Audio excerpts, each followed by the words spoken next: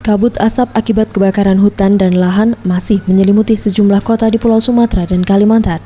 Salah satu kota yang terdampak cukup parah kabut asap adalah kota Palembang.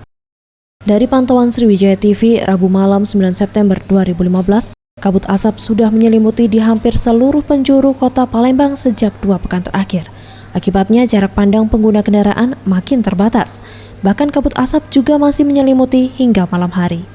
Menurut Yunita, warga Pak Jo Palembang mengakui sejak sepekan terakhir kabut asap terjadi sampai malam hari. Akibat kabut asap ini membuat jarak pandang kendaraan bermotor jadi terbatas, selain itu juga menyebabkan mata perih. Ia berharap pemerintah provinsi maupun kota cepat dalam mengambil tindakan agar Sumsel bebas kabut asap. Harapan pada pemerintah terutama kepada Bapak Haji Alek Nurdin supaya bisa menyelesaikan masalah ini dengan cepatnya.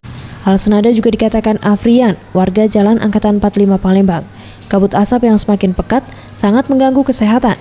Namun anehnya kondisi seperti ini selalu terjadi setiap tahunnya.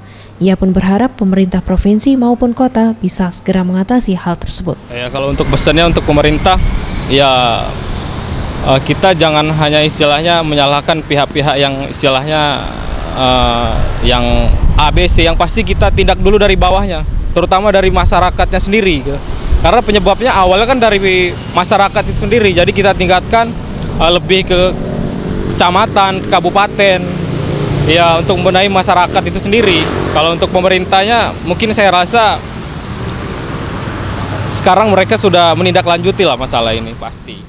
Ferry Jatinugroho, Septiawan Rizky, Sriwijaya TV.